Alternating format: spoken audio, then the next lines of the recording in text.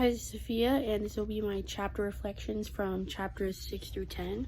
So from chapter 6, my two takeaways were, one, for sure, the oral citations, because we have to do that in our informative speech, and that's something I've been really trying to practice, because I don't know about anyone else, but it has been super awkward for me to try to seamlessly put into my speech, but I've been working on it.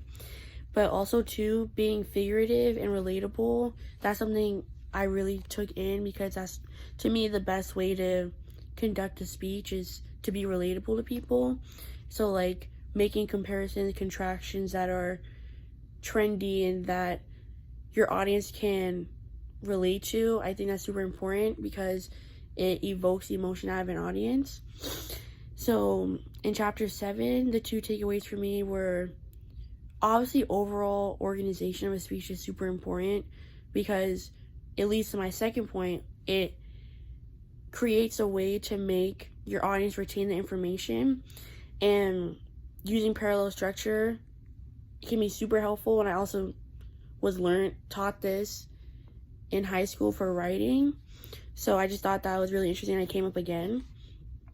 But for sure, like, being organized and using mechanisms and ways to structure your speech is really important, especially for the audience sake too, not only as the one speaking.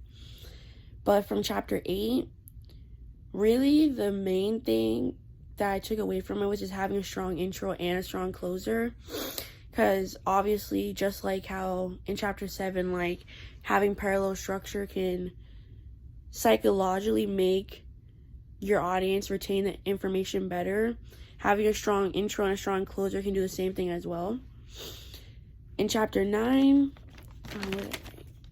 in chapter 9, obviously, like, your aids, your visual aids, or whatever you have, charts, graphs, pictures, PowerPoints, whatever it is, they obviously have to be purposeful and efficient. So you don't want to just have, like, a picture and not talk about it, or have something that people can't see, or that you might even have trouble, like, speaking about. And another thing I took away from that is that when you have aids, you can't just stare at the aid or only, like, focus on the visual aid itself. Like, you need to still interact with the audience and still acknowledge that the audience is the one you're pushing the aid for. And for chapter 10, my takeaways were definitely the diction you use. That can go a long way, like your word choice, and if you want to be really formal and have, like, specific jargon, that can add credibility. But as well as your delivery, you need to have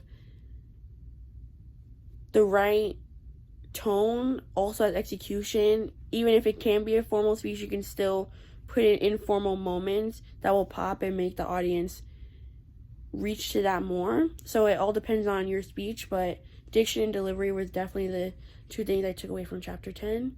And these chapters in general really helped me get ready for my speech. So yeah, that's pretty much it. Thank you.